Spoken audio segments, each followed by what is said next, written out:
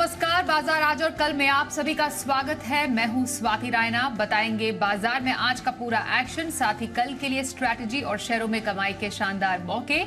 आप भी पूछ सकते हैं सवाल। फोन नंबर हमारा नोट कर लीजिए 02223001634 या फिर आप हमें 02223001635 पर कॉल करें।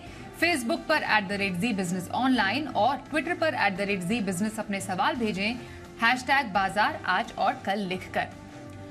और आपकी कल की तैयारी कराएंगे जी बिजनेस के मैनेजिंग एडिटर अनिल सिंह भी, और साथ ही एक और खास एक्सपर्ट हमारे साथ है ट्रेड स्विफ्ट ब्रोकिंग के डायरेक्टर संदीप जैन। संदीप जी का स्वागत करते हैं बाजार आज और कल में। और सबसे पहले जान लेते हैं हफ्ते का पहला कारोबारी दिन बाजार के लिए क्या कुछ लेकर आया। तो सोमवार को पहले ही दिन बाजार में दिखा उतार चढ़ाव और अंत में सेंसेक्स 234 अंक चढ़कर 61,960 के पार क्लोज हुआ। निफ्टी 111 अंक चढ़कर 18,310 के ऊपर क्लोज होने में कामयाब रहा। बैंक निफ्टी 84 अंक गिरा और 43,880 पर आज बंद हुआ।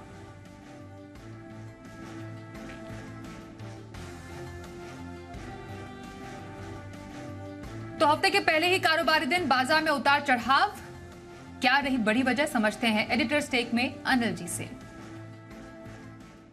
हफ्ते के पहले दिन भारतीय बाजारों ने की दमदार शुरुआत, और ये दमदार शुरुआत के संकेत थोड़े बहुत तो आपको शुक्रवार को ही मिल गए थे, जहां दिन की ऊंचाइयों पर जाकर बाजार बंद हुए।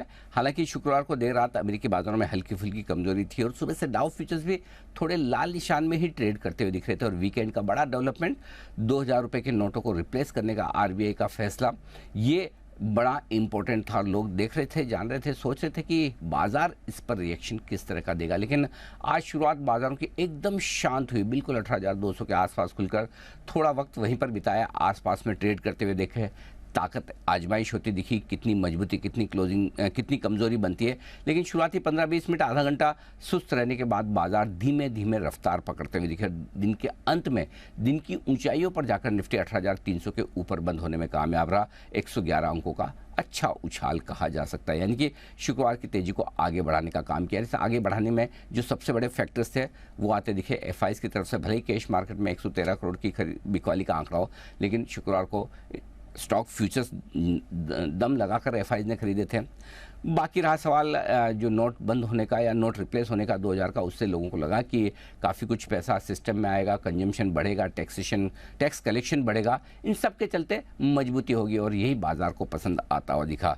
और ज़्यादा तेज नहीं होने के पीछे वजह यही कि थोड़ा बहुत डाउ फ्यूचर्स में सुस्ती थी और वहाँ से बहुत सपोर्ट नहीं आता दिखा, इसलिए बाजार 18,300 के आसपास जाकर बंद होते दिखे। हालांकि बैंक निफ्टी कंपैरेटिवली उतना मजबूत नहीं था, 44,000 के आसपास पहुंचा जरूर, वहाँ पर सपोर्ट लिया, नीचे में 43,700 के आसपास का लेवल दिखा। तो ओवरऑल बैंक निफ्टी सीमित दायरे में आपको कारोबार करता हुआ नजर आया, लेकिन जो एक्शन था निफ्टी में तेजी की तरफ ज़्यादा था। मिड कैप और स्मॉल कैप शेयर भी अगर आप देखें तो लगातार मजबूत होते हुए नजर आए, और आज भी अच्छी तेजी के साथ ब्रॉडर मार्केट में कामकाज होता हुआ दिखा, वहाँ से भी बढ़िया खरीदारी आती हुई नजर आई। सो ओवरऑल कह सकते हैं कि वायदा कारोबार में मंथली सीरीज का एक्सपायरी का हफ्ता है और गुरुवार को मंथली सीरीज खत्म होनी है। उससे पहले भारतीय बाजारों ने इस हफ्ते की शुरुआत दमदार की, ठीक वैसे ही जैसे शुक्रवार को अच्छा प्रदर्शन था। बैंक निफ्टी जरूर पीछे की सीट पर रहा, आज ज़्यादा तेजी नहीं दिखा पाया, थोड़ा कमज़ोर रहा, 50 अंक नीचे रहा, लेकिन उसकी भरपाई करने के लिए IT शेयरों ने और मेटल शेयरों ने दमदार उछाल दिखाया। आइए अब संदीप जी के पास जाते हैं। संदीप जी, कैसा लगा आपको आज का बाजार, और क्या एक मूड सेट किया इसने for the rest of the week?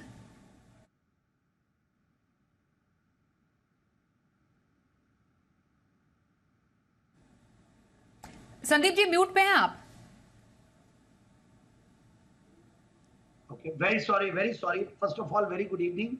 देखिए 2000 के नोट का जो रिएक्शन था मार्केट ने पॉजिटिवली दिया, और यही उम्मीद थी कि बाजार में पॉजिटिव रिएक्शन ही आएगा। और आज सुबह में शो में जब था मॉर्निंग शो में, तो तभी भी बातचीत हो रही थी नोट्स को लेकर, 2000 के नोट का जो डिमॉन हुआ है। बट ओवरऑल मुझे लगता है कि ये माहौल पॉजिटिव है, और आज एक सुस्त शुरुआत के बाद मार्केट ने बहुत बढ़िया क्लोजिंग दी है। इनफैक्ट 100 पॉइंट्स प्लस, मतलब 18,300 के ऊपर डिसाइसिवली बंद होना, प्लस SGX निफ्टी अभी भी 22 पॉइंट प्लस में है। दूसरी बात, FIIs DIIs की बाइंग थी, कैश मार्केट में दोनों एक साथ बाइंग करते हुए नहीं दिखते हैं, वो आज दिखे हैं। और FIIs फुल फॉर्म में है, कैश मार्केट में, FNO में, फ्यूचर्स में और इंडाइसेस में भी बाइंग करते हुए दिखे हैं। तो आई एम वेरी बुलिश, और एफआईआई का इस माहौल को देखते हुए लगता है कि आगे आने वाले दिनों में भी तेजी बनेगी। स्मॉल कैप मिड कैप बिल्कुल अच्छा कर रहे हो। देखिए आईटी और फार्मा वहां पे भी आज माहौल अच्छा बना था, आईटी ने आज लीड किया, तो ऐसा लगता है कि बैंक्स थोड़े से मजबूत नहीं थे, वो कमजोरी थे रादर, तो हर बार कोई ना कोई अच्छा सेक्टर आगे आ रहा है। तो मेरे हिसाब से रिलायंस और फार्मा आईटी ये सब आज बढ़िया करने की कोशिश की है और बाद में कभी बैंक्स करेंगे। So overall mid cap small cap ये भी बहुत मजबूत है। स्मॉल कैप इंडेक्स भी 10,000 के आसपास पहुंचने की पूरी कोशिश कर रहा है, mid cap index out perform कर ही रहा है। तो मेरे हिसाब से बिल्कुल बने रहना चाहिए मार्केट्स में, मिड कैप स्मॉल कैप में अपॉर्चुनिटीज ढूंढे और तेजी मुझे लगता है कि और भी यहाँ से आगे आएगी। हो सकता है कि न्यू हाइज बनाने की पूरी कोशिश है मार्केट की, इन्हीं कुछ आगे थोड़े आने वाले दिनों में। ओके, तो ऐसे में हफ्ते भर का नजरिया कौन से स्टॉक पे रखने की सलाह रहेगी आपकी संदीप जी? हफ्ते भर के लिए मैंने एक स्टॉक चुना है, वो ऑल कार्गो लॉजिस्टिक्स, जो फंडामेंटली भी मुझे बढ़िया लगता है और पहले भी मैंने स्टॉक के बारे में काफी जिक्र किया हुआ है, और जेम्स में भी हो या एसपीएल मिड कैप सेगमेंट में भी हो, और अब वापस से एक बार ऐसा लगता है कि पोजिशनल पिक के तौर पे स्टॉक को लिया जा सकता है। 290 पे क्लोजिंग हुई थी, 277 का स्टॉप लॉस लगाए और 330 का stop loss, sorry 330 all cargo logistics में हफ्ते भर का। ओके, ऑल राइट सर, तो ये रही पसंद पोजिशनल। बिल्कुल सर, बिल्कुल सर, एक बार फिर से बता दीजिए। 330 का टारगेट, 277 का स्टॉप लॉस। ये रही ऑल कार्गो लॉजिस्टिक्स में राय पोजिशनल ट्रेड का नजरिया रखने की संदीप जी की तरफ से। अब लॉन्ग टर्म के लिए कौन सा स्टॉक आपकी पसंद है संदीप जी? देखिए मैं एक स्टॉक लाया हूं, वो है एप्कोटेक्स इंडस्ट्रीज लिमिटेड। अगेन एक बेहतरीन क्वालिटी कंपनी जिसको मैंने जेम्स में भी काफी बार कवर किया है, एसपीएल में हो या इस शो में भी शायद मैंने शाम को दिया हुआ है। और ये कंपनी भी देखिए एशियन पेंट्स, जो कि एक दिग्गज पेंट्स की कंपनी और गजब की क्वालिटी कंपनी, उसका एक डिवीजन के रूप में ये 1980 में स्टार्ट हुआ था। और ये कंपनी देखिए सिंथेटिक लेटेक्स और सिंथेटिक रबर बनाती है और बहुत सारे अलग अलग सेगमेंट्स में, सेक्टर्स में इसका यूसेज है। और कंपनी मिस्टर अतुल चौकसी, जो कि फॉर्मर एमडी थे एशियन पेंट्स के, वो इस कंपनी की लीडरशिप देख रहे हैं।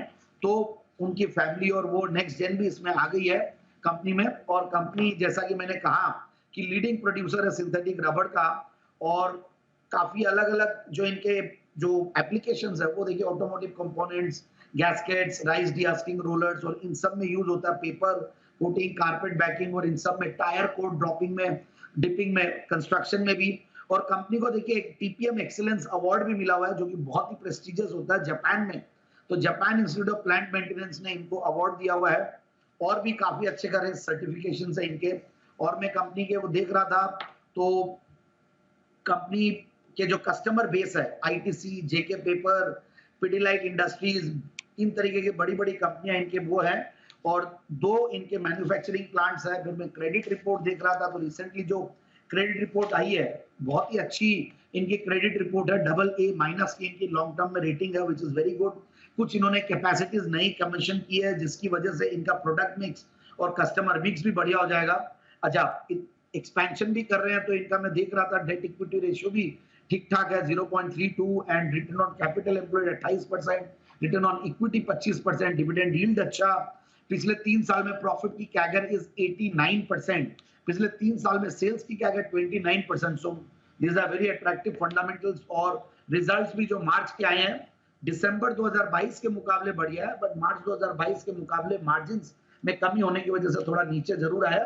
बट ओवरऑल सालाना बेसिस पे देखें तो 108 करोड़ के पैट पे कंपनी बैठी है, जो कि हाईएस्ट एवर एनुअलाइज्ड प्रॉफिट है कंपनी का। तो मेरे हिसाब से स्टॉक को इन लेवल्स पे लिया जा सकता है। एफआईआईज डीआईज भी छोटा मोटा शेयर होल्डिंग रखते हैं, प्रोमोटर्स की स्ट्रॉन्ग 59% है, और कुछ रिनाउंड नेम्स भी पब्लिक शेयर होल्डिंग में दिखते हैं।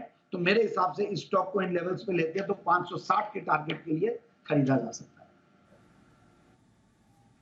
एप्कोटेक्स इंडस्ट्रीज लिमिटेड, लंबी अवधि की खरीदारी का नजरिया, संदीप जैन की पसंद। आइए अब पहले कॉलर से करते हैं बात। इस वक्त हमारे साथ हैं फोन लाइन पर दिल्ली से नितिन जैन। नितिन जी, स्वागत करते हैं, बताइए कौन से स्टॉक पर सवाल है आपका? है मैम, गुड इवनिंग। मेरा सवाल आईएक्स पे है। आईईएक्स जी ये मैंने 196 की मेरी एवरेजिंग बाइंग है 500 शेयर की। कब तक के लिए लिया आपने? ठीक है, ऐसा लॉन्ग टर्म में लिया था। और एक मेरे पास अभी रिसेंटली मैंने टाटा मोटर्स की एक पुट ऑप्शन ली थी। अच्छा, क्या आप मुझे सिर्फ आईएक्स के बारे में बताएं तो ज्यादा बेटर रहेगा मैम। ओके, चलिए आईएक्स के बारे में हम पूछ लेते हैं संदीप जी से। संदीप जी, आईईएक्स 196 की खरीद, 20,000 का नुकसान, 155 पर फिलहाल स्टॉक का भाव। कैसा लगता है आपको ये स्टॉक? भाव कवर कर सकते हैं आने वाले टाइम में? देखिए, मुझे ऐसा लगता है कि इन्होंने बहुत पहले खरीदा और ये स्टॉक को देखिए हमने निचले लेवल से रेकमेंड किया और ये मल्टी बैगर भी बना और उसके बाद स्प्लिट हुआ, वापस से स्टॉक काफी करेक्ट हुआ है और नीचे के लेवल से देखिए 130-35 का एक रेंज है जहां पे अच्छा सपोर्ट लेके स्टॉक ने वापस से तेजी बनाई है और अपने 200 डेमा के ऊपर भी बंद हुआ है। बाकी आईएक्स का कुछ इनके रिलेटेड एक्सपेंशंस भी हैं और अभी रिजल्ट आना बाकी है। तो मेरे हिसाब से इन्होंने इतना समय देखा है तो होल्ड करके रखना चाहिए, काफी करेक्टेड है और एक्सचेंज इकोसिस्टम या एमआईआई जो बोलते हैं मार्केट इंफ्रास्ट्रक्चर इंस्टीट्यूशंस मुझे ओवरऑल अच्छे लगते हैं और कंपनी ने पास में ग्रोथ भी गजब की दिखाई है। एक मोनोपोली सिचुएशन में एनर्जी एक्सचेंज है तो बिल्कुल, और पावर के लिए भी देखिए जब भी पावर का एक इंसिलरी की तरह इस स्टॉक को ट्रीट किया जाता है तो मुझे लगता है कि इनको होल्ड करना चाहिए। और जो इनका 196 का भाव है वो इतनी जल्दी आएगा या नहीं आएगा पता नहीं, बट जो ग्रोथ है और जो अब पोटेंशियल बन रहे हैं स्टॉक में तो मेरे हिसाब से इनके भाव आने चाहिए 9 से 12 महीने की अवधि में। बाकी इन्होंने टाटा मोटर्स का पुट ऑप्शन खरीदा है। मेरी एक राय रहती है जनरली इन्वेस्टर्स के लिए या ट्रेडर्स के लिए कि आप लोग जब भी पुट या कॉल लेते हैं तो सर्टेनली आप देखिए खुद के कन्विक्शन से लीजिए। अगर आप अच्छे रिसर्च एनालिस्ट है, आपको टेक्निकल एनालिसिस आती है तो कॉल पुट में बाइंग का काम करें, क्योंकि यहाँ पे बहुत जल्दी थीटा डीके होता है, बहुत जल्दी प्रीमियम उड़ जाता है और इतना इजी नहीं होता है ऑप्शन बाई करके काम करना। तो समझदारी से पूरा काम कीजिए, अदरवाइज आपका पैसा नेकेड ऑप्शंस बाई करना सही नहीं रहता है। बाकी टाटा मोटर्स अच्छे रिजल्ट्स देने के बाद बहुत बड़ी तेजी आई, वहां से बिल्कुल थोड़ा करेक्ट हुआ है तो पुट ऑप्शन इन्होंने अब खरीदा, बट ऐसा लगता नहीं कि बहुत जल्दी इसमें कोई बड़ी मंदी आएगी, so he should be careful about it. जी, आइए अब अगले कॉलर से बात करें। पंजाब से संदीप जी हमारे साथ हैं। नमस्कार, बताइए क्या सवाल है आपका? नमस्कार मैडम जी। मैडम पहले तो ये बताइए, ये आपके पूछे सवाल। बसीन जी के हसीन शेर वाले बसीन जी कहाँ चले गए मैडम? 2 लाख रुपए नुकसान करा दिया उन्होंने हमारा। आएंगे आएंगे, आप सवाल पूछिए। अभी संदीप जी आपके साथ हैं, बिल्कुल आपके हम नाम पूछिए, क्या सवाल पूछना चाहते हैं उनसे? न्यूरका लिमिटेड है, 1000 रुपए में 100 शेयर है और ABFRL मैडम 600 शेयर है 222 पे। अच्छा, कब तक ले लिया आपने? मैडम आपके बसीन जी ने दिलवाया, 1.5 साल हो गया मैडम। चलिए चलिए, ओके संदीप जी, न्यूरेका पर पहला सवाल लेंगे। 67,000 का नुकसान है, 1000 की खरीद इनकी रही है, 326 पर अभी न्यूरेका, क्या करें? देखिए, न्यूरेका एक्स्ट्राऑर्डिनरी एक्सपेंसिव स्टॉक है और आज भी देखिए इसके रिजल्ट्स अच्छे नहीं आ रहे हैं और सेल्स भी अब गिरती जा रही है। टीटीएम बेसिस पे देखें तो सेल्स भी नहीं है और लॉस भी था। लास्ट अगर आप 12 महीने में देखें, दिसंबर का क्वार्टर खराब गया, नो प्रॉफिट नो लॉस के आसपास था और कंपनी की मतलब ओवरऑल देखें तो बीच में जब कोरोना का माहौल था तब इन टाइप की कंपनियों का एक थोड़ा बहुत वैल्यूएशन और थोड़े बहुत वो होम हेल्थ केयर और वेलनेस प्रोडक्ट्स को लेकर थोड़ा एक अवेयरनेस आई थी तो चढ़ा भी था। बट मुझे ऐसा लगता है कि अब जो कंपनी लॉस में है या जहां पे कोई ग्रोथ अब आगे आने वाले दिनों में दिख नहीं रही है, तो क्योंकि प्रॉफिट्स में ग्रोथ है नहीं और टॉप लाइन भी इनकी कोई बढ़ नहीं रही है, तो मेरे हिसाब से देखिए अब मुझे नहीं पता इन्होंने किस भाव पे लिया और अभी जो भाव है बल्कि कहीं भी कोई उछाल आए तो निकलने की कोशिश करें, क्योंकि मुझे नहीं लगता कि बहुत ज्यादा कोई इसमें वो आने वाला है। बाकी let's see how it goes like. मेरा बहुत ज्यादा मैंने इसको ट्रैक भी नहीं किया, बट मैं अभी जब इन्होंने बात की तो मैं थोड़े बहुत फंडामेंटल्स और देखा। बाकी इनका जो दूसरा स्टॉक है उसके बारे में एक बार नाम बताएंगे तो जरूर से मैं जवाब दे पाऊंगा। एक बार उनसे पूछे थे। Aditya Birla fashion madam. Sir AB fashions है, एबी फैशन सर। देखिए एबी फैशन भी देखिए वैसे तो देखिए काफी पैनलिस्ट ने स्टॉक को रेकमेंड किया हुआ, ऐसा नहीं है चैनल पे और पैनल पे भी, बट मुझे समाओ ये स्टॉक महंगा लगता है। महंगा क्यों लगता है मैं बता दूं, मुझे कंपटीशन बहुत ज्यादा दिखता है यहाँ पे, ऑनलाइन हो या ये रिटेल वाले स्टॉक्स, हालांकि इनको जिन तरीके की वैल्यूएशन मिलती है, फिर फॉरेन ब्रांड्स भी आते हैं, तो मुझे लगता है कि देखिए जो कंपनी लॉस में है और काफी 4 क्वार्टर हो गए लॉस दिखाते दिखाते, तो मुझे थोड़ा डर लगता है और मैं बहुत ज्यादा मतलब कॉन्फिडेंट नहीं हूं। बाकी फिर भी मैं यही कहूंगा कि इन्होंने लिया हुआ तो एक बार तो होल्ड करे, क्योंकि जितना होना था वो कहीं ना कहीं बॉटमिंग आउट हो रहा है और ऑलरेडी जो लॉसेज है वो मिनिमाइज हो रहे हैं। ये एक प्लस पॉइंट है स्टॉक में। तो मार्च का रिजल्ट भी आया तो मिनिमाइज, तो मैं ये बोलूंगा कि मार्च में तो एक अच्छा खासा लॉस दिखाया इन्होंने। So let's see how it goes like. बाकी एपीएफआरएल ये होल्ड करके रख सकते हैं। न्यूरेका के ऊपर कोई बहुत ज्यादा मेरे कमेंट्स मैं कॉन्फिडेंटली नहीं दे पा रहा। Okay sir. बिहार से साजन गुप्ता हमारे साथ हैं, हमारे नेक्स्ट कॉलर। नमस्कार, बताइए कौन सा स्टॉक है आपके पास? सर मुझे सेंट्रल बैंक पे व्यू चाहिए था, 30 रुपया 60 पैसे के करीब में मेरा पट्टी है। ओके, और कब तक के लिए लिया आपने? सर 2 मंथ के लिए। 3 महीना? हाँ मैम। ठीक है, 3 महीने के व्यू के लिए central bank of India. Sir कैसा लगता है आपको ये स्टॉक? ठीक है, मेरे हिसाब से होल्ड करना चाहिए। इसमें भी देखिए होल्डिंग बहुत कम है और वापस से कुछ प्राइवेटाइजेशन की बातें भी चल रही है पीएसयू बैंक्स की। तो ओवरऑल मुझे लगता है कि ये स्टॉक अपने 200 डेमा के भी ऊपर है, ऊपर के लेवल से अच्छा खासा करेक्ट हो चुका है। आप देखिए 41 रुपए के लेवल से आज ऑलमोस्ट 16 रुपए का लोज था और उसके बीच में ये 26 रुपए के भाव पे खड़ा है। तो मुझे समाव ठीक लगता है स्टॉक। और जो अभी ये जो 2000 की नोट वाली जो खबर है उसका भी एक तरीके से टीयर 2 टीयर 3 सिटीज में जो ये बैंक्स का नेटवर्क होता है, जनरली सेंट्रल बैंक या ये छोटी बैंक्स पीएसयू बैंक्स, इन लोगों को भी फायदा होगा, एसबीआई, पीएनबी और ओवरऑल। तो मुझे लगता है कि पीएसयू बैंक्स में रुझान अच्छा होना चाहिए आगे आने वाले दिनों में।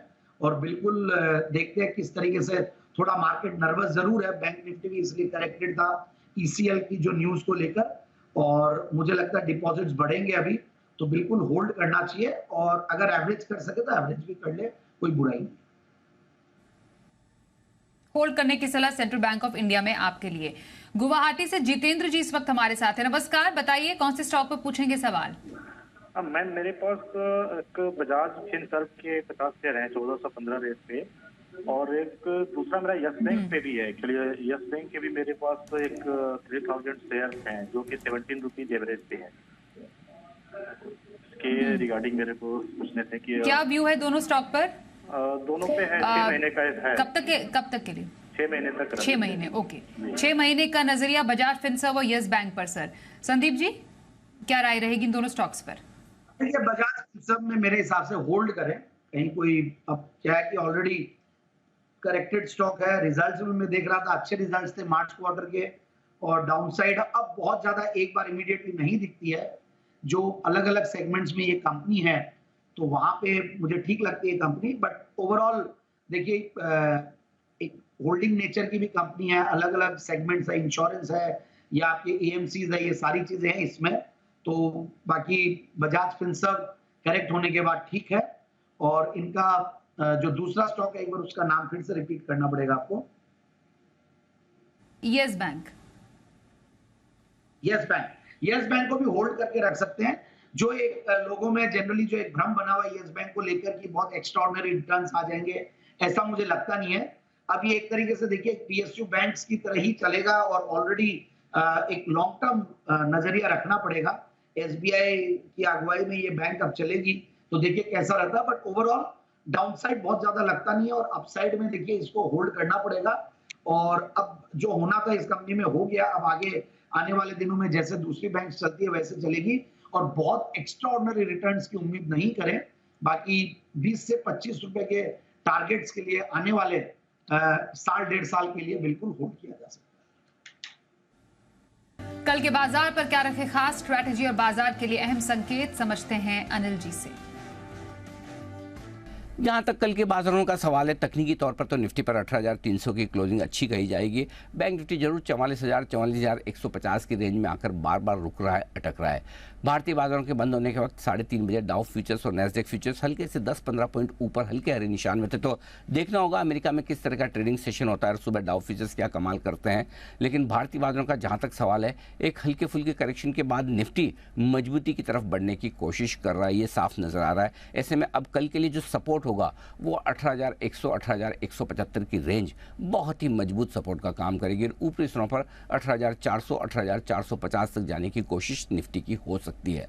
बैंक निफ्टी का जहां तक सवाल है, 43,475 43,525 ये 50 पॉइंट की रेंज अच्छे मजबूत सपोर्ट के तौर पर कल बैंक निफ्टी में दिखेगी। और ऊपर वही रेंज है 44,000 44,150। एक बार 44,150 200 को पार करके बैंक निफ्टी नए लाइफ हाई की तरफ बढ़ता है तो वहां से खरीदारी भरपूर बनती दिखेगी। नया ब्रेकआउट होगा जो बैंक निफ्टी को जोर से आगे ले जाने की कोशिश करेगा। आमतौर पर एक आध डेढ़ दिन के करेक्शन के बाद या हल्के फुल्के कंसोलिडेशन के बाद बैंक निफ्टी भी मजबूती दिखाने की कोशिश करता है। तो कल के सेशन में ये बेहद इंटरेस्टिंग होगा कि आज की हल्की फुल्की रुकावट के बाद क्या बैंक निफ्टी कल मजबूती दिखाता है। इस बीच मिड कैप और स्मॉल कैप शेयरों में एक्शन भरपूर है और ये कल भी और इस पूरे हफ्ते आगे बढ़ने की आप उम्मीद रख सकते हैं।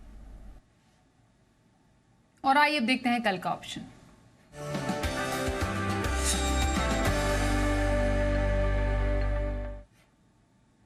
हमारे साथ है मोतीलाल ओसवाल के चंदन तापड़िया। चंदन जी, स्वागत करते हैं। कल के बाजार में कहां पर ऑप्शन के मौके नजर आ रहे हैं आपको?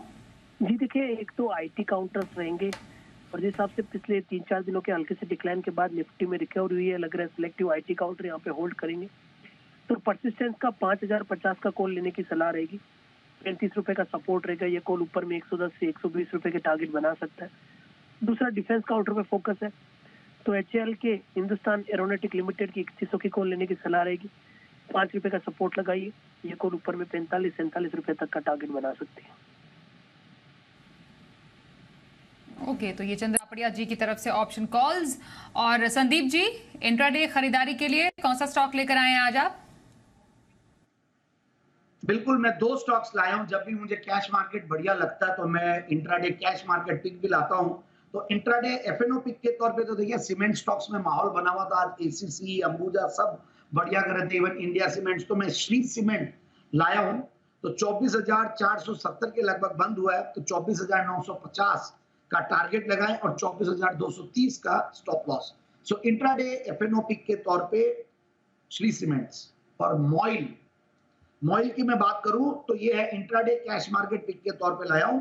एक PSU स्टॉक है, मैंगनीज ओर में काम करती है कंपनी। 157 पे बंद हुआ है। 161, 163 का टारगेट, 154 का स्टॉप लॉस। तो ये रही एफएनओ एंड कैश की संदीप जी की 2 पिक्स इंट्राडे की खरीदारी की पसंद। धन्यवाद करेंगे संदीप जी हमारे साथ आज के इस कार्यक्रम में शामिल होने के लिए।